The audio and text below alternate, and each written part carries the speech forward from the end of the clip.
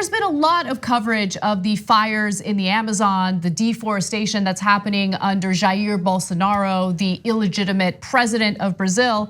However, there's very little coverage about the intentionally set fires and the big businesses that are profiting off of deforestation. Now, luckily, Ryan Grimm over at The Intercept wrote a wonderful piece, which everyone should read, about how the soybean industry and soybean farming in the Amazon rainforest is what's leading to a lot of this deforestation. And there are actually two Brazilian firms that are owned by one of Donald Trump's biggest donors who are profiting off of this, okay? They're part of the significant deforestation in the Amazon. So I'm gonna give you the details. Now first, these two Brazilian firms fall under a group or a company I should say, that we're all very aware of, and it's Blackstone. Blackstone has a CEO named Steven Schwartzman. He has profited wonderfully off of this organization, and this organization helps to fund the Brazilian firms that are doing the deforestation right now as we speak. So the companies have wrested control of land, deforested it, and helped build a controversial highway to their new terminal in the one-time jungle, all to facilitate the cultivation and export of grain and soybeans. So what they did beginning in 2016 is build a highway. And the whole point of the highway was to transport soybeans. Now, of course, building the highway itself is gonna lead to deforestation. But in order to grow soybeans, you need to also deforest the land and create the space for that type of agriculture. Now, the shipping terminal deep in the Amazon in the Brazilian state of Pará allows growers to load soybeans on barges, which will then sail to a larger port before the cargo is shipped around the world. Now, Trump's trade war with China has also led to this need for soybean imports in China. They used to import from the United States. Now they're looking to import from other places, and Brazil is a desirable option. So get a load of that. So Trump's huge donor partially owns the companies that are making a ton of money off of soybeans that Brazil is selling to China. Why are they making so much money? Because Trump did tariffs on China, hurting the soy farmers and helping his donor. Now that's a story that almost nobody talks about. And again, The Intercept doing a fantastic job of breaking that story and uncovering it. But stories like this from The Intercept are considered niche by a lot of the mainstream media. I think they get a lot of respect actually, which they richly deserve. But it's because, that's an interesting little story. No, this is a huge story. No, it's not a little story. This is everything. This is how everything works in politics. This explains not only the corruption in Washington, it explains Washington. This is at the very core of our politics. And this is the reason that people do things. I mean, these guys give millions of dollars to Trump. Trump then turns around and makes them billions of dollars by both encouraging the deforestation of Brazil and screwing over our own farmers. Exactly, yes. And those farmers, some of them then are now getting livid over the situation. They're usually, farmers are one of the top 3 Republican professions that support Republicans the most out of all the professions. But even that's getting battered now. And part of the reason is, guys, it's not a temporary thing. Once you lose the contract, it's gone forever. Then China imports their soy from Brazil, and they're not going to say, oh, the tariffs are lifted, I'll go back to more expensive soy from America. Not gonna happen, it's gone forever. But Trump's donors are thrilled. Why? Ironically, they're globalists. Yep. They're not globalists in the terrible way that Trump implied. Like he'd show pictures of Jewish guys and like George Soros and others and Janet Yellen, et cetera, and be like the global elites, right? No, they're globalists in the sense of they have global financial companies and they own companies all over the world. So they don't give a damn if they make the money in Brazil or America. Patriotism, that's hilarious.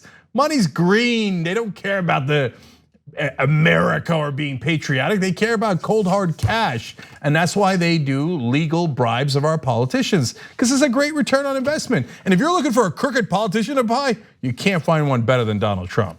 So I'm gonna skip ahead and talk a little bit about the money that persuades people like Donald Trump and Mitch McConnell. Mitch McConnell happens to be one of the biggest recipients of donations from Blackstone. And again, Blackstone is behind these Brazilian companies that are doing the deforestation in the Amazon. In 2016, Blackstone co-founder Steve Schwarzman gave $2.5 million to the Senate Leadership Fund, McConnell's super PAC, and put Jim Breyer, McConnell's billionaire brother-in-law, on the board of Blackstone. 2 years later, Schwarzman kicked in $8 million to McConnell's super PAC. So it's just a little taste of how things work in Washington. So look, guys, the mainstream media will tell you, oh no, that's perfectly normal. That's perfectly normal. No, McConnell doesn't necessarily work for Blackstone, even though he's received, him and his PACs have received over $10 million. Any real American, it doesn't matter. You live in Kentucky, where McConnell's from, you're a Republican, you know that's a bribe, right? Everybody knows that's a bribe. In America, we made those bribes legal, but it's still a bribe.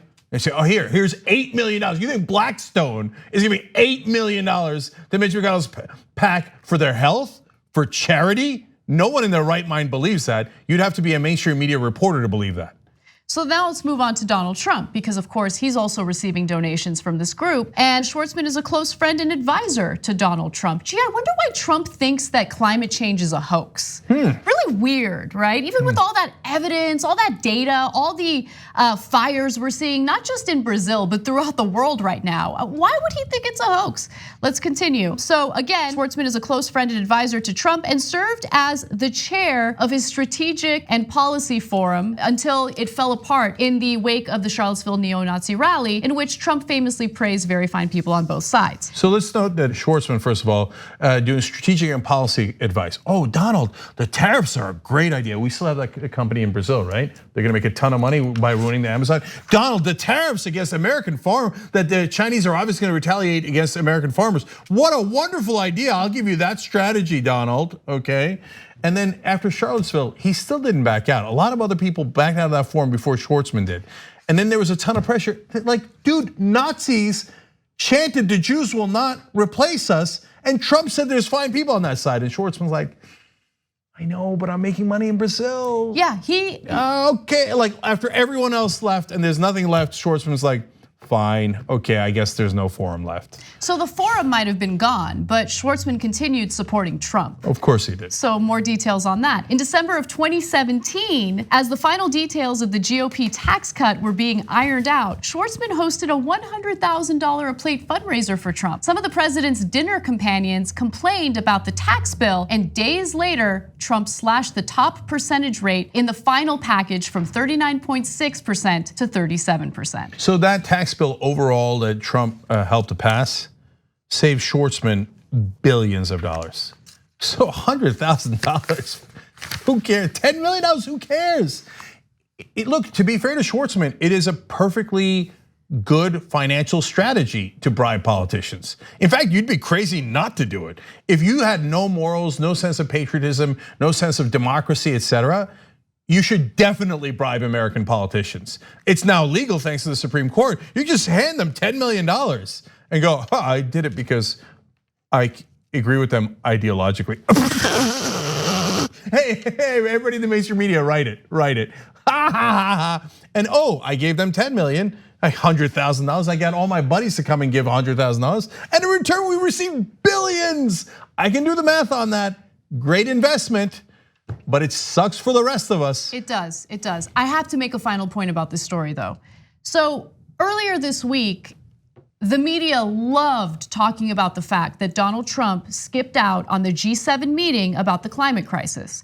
They talked about the fact that Trump lied. He said that he was gonna have a meeting with other world leaders and he just couldn't make it as a result of that. And then they found out, no, turns out that those world leaders that he was supposed to be meeting with at that same time were at the G7 meeting on the climate crisis. And during that meeting, what did they vote on? They voted on how much they would offer Brazil in funding to help fight these fires in the Amazon. So why wasn't Trump there? Why did he lie? Why didn't he show up? It's because he doesn't want to discuss the fires in the Amazon. His donors are profiting off of the fires in the Amazon. Many of those fires are intentionally, purposely set. And that's the reason why he's not showing up. He doesn't want to answer any questions. He certainly doesn't want to offer any funding to help stop those fires. Again, those fires are intentionally set to clear land for these, these businesses. Yeah, I think that since they're farming soy, that would literally make him a soy boy. But now on to a serious point. Look, guys, we're trying to put together a debate on climate crisis. And do you think when CNN does their town hall or anyone else does, that they're gonna ask the Democratic candidates about Blackstone? No. Do you think they're gonna ask about donors that not only give to the Republican Party, but the Democratic Party, and how they helped to set this planet on fire? Okay, so look, tyt.com/townhall. If we get to do this right, it'll be moderators like you've never seen. It'll be questions like anybody's ever seen. And we're gonna dive into the real issues and why we can't. Look, do you know that over 3/4 of the country believes that climate change is real and caused by man? But yet in our democracy, we don't get anything done. So what's the real problem? Those are the things that we're going to have the courage to explore. I'm hoping that we can get the candidates to show up and get you those great moderators. You guys have made that possible through your contributions. I hope we can keep that going at tyt.com/townhall. If we do it right, and cross your fingers that we can put it out all that together, it could be something that's just fantastic and dives deeper than anything you've ever seen on TV. On the go? Don't worry, we got you covered. You can still listen to TYT at our new podcast network. Find us on Apple Podcasts, the Google Play Store, or at tyt.com/podcast.